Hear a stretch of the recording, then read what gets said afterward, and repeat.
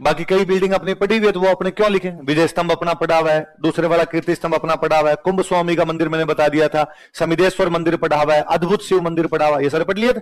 कुछ बिल्डिंग अपने पड़ी हुई। आगे लिखो कुंभलगढ़। अच्छा, कुंभलगढ़ के बारे में कुछ बातें आपको पता है कि किला किसने बनवाया था?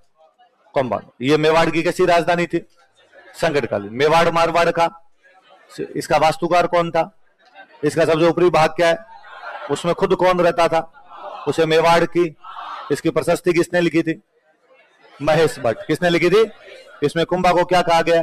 धर्म एवं पवित्रता का अवतार और कर्ण एवं भोज के समान। इसमें हमीर को क्या कहा गया? विषम घाटी पंचानन। क्या कहा गया?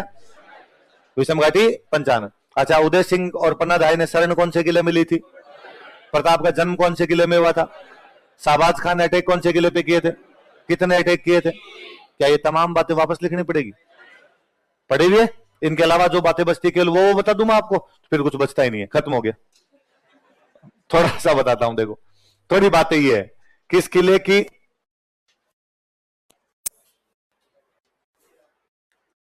जो दीवार है उसकी लंबाई, उसकी चौड़ाई और उसकी ऊंचाई, क्या क्या तीन चीजें बताओ देखिए। लंबाई, चौड़ाई और ऊंचाई। हम कहते हैं इस किले का जो परकोटा बना हुआ है उसकी जो लंबाई है वो 36 किलोमीटर है। कितने किलोमीटर है? शुक्र है यहां 84 नहीं है। कितने किलोमीटर है लंबाई इसकी? 36 किलोमीटर। और हम कहते हैं चीन की दीवार के बाद दुनिया में सबसे लंबी यदि दीवार कोई तो कुंभलगढ़ है। ग्रेट वॉल ऑफ कुंभलगढ़ है अपनी। कितने किलोमीटर की है भाई? इसीलिए बनाई गई थी कि चित्तौड़ के किले में एक समस्या है कि चित्तौड़ का किला एक सिंगल पठार पर बना हुआ, मैसा। कौन से बना हुआ है? इसलिए यदि दुश्मन बाहर आके घेरा डाल दे सप्लाई कट हो जाती है। एक पहाड़ है, उस पहाड़ को घेर लिया, उस पहाड़ को घेर लिया तो आपको बाहर से अब सप्लाई वहां से नहीं मिल सकती। इसलिए कहा गया कि किला ऐसी जगह बनाया जाए कि खूब सारे पहाड़ों पर हो। तो कौन कौन से पहाड़ को घेरेंगे? इसलिए 36 किलोमीटर लंबी तो दीवार है। अब सोचो इसके पूरी तरफ फौज लगानी हो तो ये किला घेरा नहीं जा सकता। तो लंबाई, दीवार की लंबाई कितनी है? अब जब लंबी दीवार होगी तो हमेशा उसको चौड़ी बनानी पड़ेगी कि दीवार पतली बना दी तो गिरने की संभावना रहेगी बाद में, तो दीवार चौड़ी बनाएगी। और कहते इतनी चौड़ी दीवार है इसकी कि 4 घोड़े एक साथ दौड़ा दो। 4 लेन हाईवे कौन सी दीवार पर बना हुआ है? कितने घोड़े एक साथ दौड़ सकते हैं? फिर कई बार मेरे को स्टूडेंट को याद आता है कि सर ज्यादा मुझे लगता है 8 है।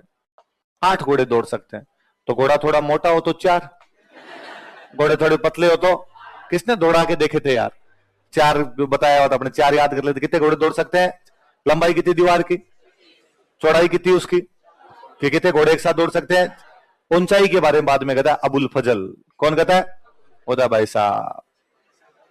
नीचे खड़े हो जाओ और हे आपकी पगड़ी गिर जाएगी नीचे, लेकिन किले की ऊंचाई खत्म होने का नाम है। तो कौन कहता है ऐसा कि यदि नीचे से ऊपर की तरफ देखा जाए तो व्यक्ति क्या गिर जाती है? ऐसा कौन से किले के बारे में कहा जाता है? कौन कहता है? क्या कहता है? कि किले को नीचे से ऊपर की तरफ देखने पर व्यक्ति क्या गिर जाती है? लिखो, लिख लो। दीवार की लंबाई बराबर 36 kilometre. Length of wall 36 kilometre. ये सवाल पूछा हुआ, याद रखना। लिख लो चौड़ाई, विड्थ बराबर लिखो। एक साथ 4 घोड़े दौड़ सकते हैं। 4 horses कैन रन टुगेदर। एक साथ 4 घोड़े दौड़ सकते हैं। 4 horses कैन रन टुगेदर।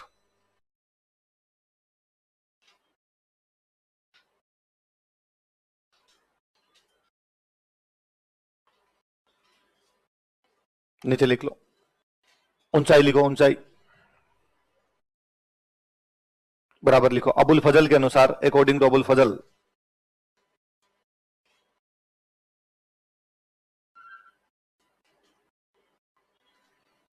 व्यक्ति की पगड़ी गिर जाती है।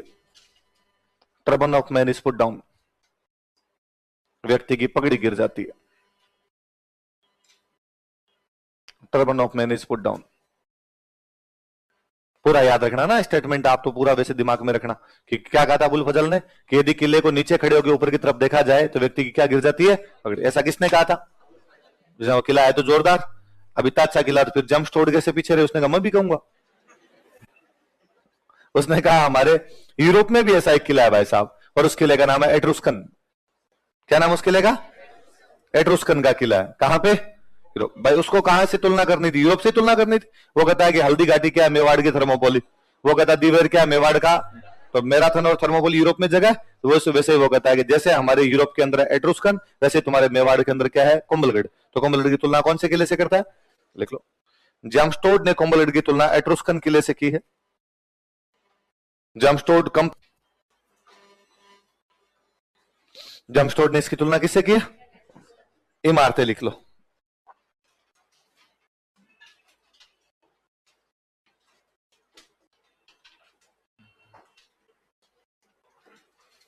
ये तो है मामादेव कुंड, एक है जालीरानी का मालिया।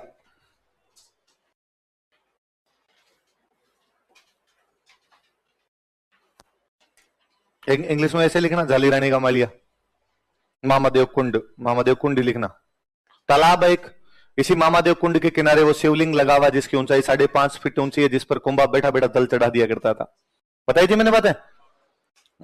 मामादेव कुंड और जाली रानी का मालिया। प्रताप के पिताजी थे उदय सिंह की एक रानी थी जाली रानी। वो जो जाली रानी थी उसका जो बना हुआ है महल बना हुआ था, महल को बोलते हैं मालिया, नॉर्मल भाषा महल को मालिया बोलते हैं, तो वो मालिया बना हुआ। तो क्या क्या दो है बताओ देखे। मामादेव कुंड और जाली रानी का। पाली में एक जगह पड़ती है खेरवा। कौन जगह पड़ती है?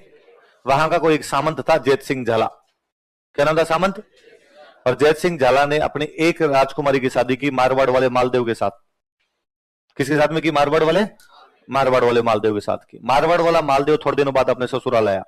उसको अपनी रानी की छोटी बहन पसंद आई और उसने कहा मैं इससे शादी करूंगा। जैत सिंह को लगा यार ये शक्तिशाली आदमी है, अब वो करना चाहता नहीं था इसे शादी। उसने कहा भाई एक राजकुमारी कर दी, मैं दूसरी की क्यों करूं? तो उसने कहा साहब इसको अभी तो मना किया तो ये दिक्कत करेगा। तो उसने कहा ठीक है साहब कर देंगे। तो मालदेव तब तो चला गया, पर उसको लगा कि मुझे मालदेव से तो करनी नहीं, अब किससे करूं मैं? तो उसने बाद में उदय सिंह के पास समाचार किया कि उदय सिंह जी मेरी एक राजकुमारी और है, मालदेव उससे जबरदस्ती शादी करना चाहता है, मतलब मैं नहीं करना चाहता, मालदेव करना चाहता है और मैं आपसे करना चाहता हूं। तो उदय सिंह पहले ही जाते हैं वहां पे और उस जाली रानी से शादी करके आते हैं। उसके लिए जो महल बनवाया उसका नाम क्या था? तो कहते हैं मालदेव की जो रानी थी, जो भाई दो बहनें हो गई, एक बहन की शादी हो गई मालदेव के साथ और एक बहन की शादी किससे हो गई? तो वो जो मालदेव वाली रानी थी वो इस शादी के टाइम वही थी, अपने पीहर में थी। तो उसने भी यही कहा अपने पिताजी को भाई वहां मत करो, आप तो उदय सिंह के साथ में कर दो। तो उदय सिंह के साथ शादी कर दी। तो बाद में उसको अपनी छोटी बहन को गिफ्ट देने थे कि भाई छोटी बहन के लिए गिफ्ट दूं मैं शादी के लिए। तो उसने वो जल्दबाजी के अंदर फटाफट में उधर से उदय सिंह जी आए, मालदेव को नहीं पता चलना चाहिए वरना लड़ाई होगी फालतू में। तो उसने जो गिफ्ट दिए वो गिफ्ट में वो जो गिफ्ट वाली वो संदूक थी वो तो देनी भूल गई, और उसके बाद दूसरा कोई बॉक्स पड़ा था उसने वो पकड़ा दिया। वो बॉक्स जब छोटी वाली बहन ने जाके खोला तो उस बॉक्स के अंदर नागनिची माता की मूर्ति थी। किसकी मूर्ति थी? नागनिची माता राठौड़ों की कुलदेवी। वो मालदेव की रानी थी, मालदेव राठौड़ था, तो ऑब्वियसली बात है उसके पास बॉक्स के अंदर वो कुलदेवी की मूर्ति रही होगी।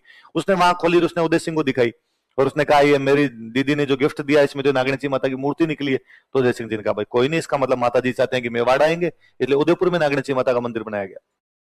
तो क्या बारी उदयपुर में नागनिची माता का मंदिर देख के लगता है भाई उदयपुर में नागनिची माता कैसे? नागनिची माता तो राठौड़ों की कुलदेवी है, उदयपुर में गोहिलों का राज था, उदयपुर में बाण माता बने वो तो समझ में आए, ये कैसे? तब याद रखना कि जाली रानी साथ ले गई थी। ये जाली रानी थी साथ, वो जो उसकी बहन थी जिसकी शादी किसके साथ की हुई थी, वो बाद में मालदेव की सबसे प्रिय रानी बनती है। उसी का बेटा था चंद्रसेन। उसी का बेटा कौन था? जिसके लिए मालदेव बड़े दो बेटों को बाईपास करके उसको राजा बनाता है, राम और उदय सिंह। पढ़ा था हमने कि राम और उदय सिंह दो को साइडलाइन करता, तीसरे को राजा बना देता। तीसरा कौन बनता है? राजा। पहले बड़ी बात ये दो याद रखना। ये तो कुंड कौन सा बना हुआ है? मामादेव। एक मालिया कौन सा बना हुआ है? याद रह जाएगा जाली रानी का मालिया।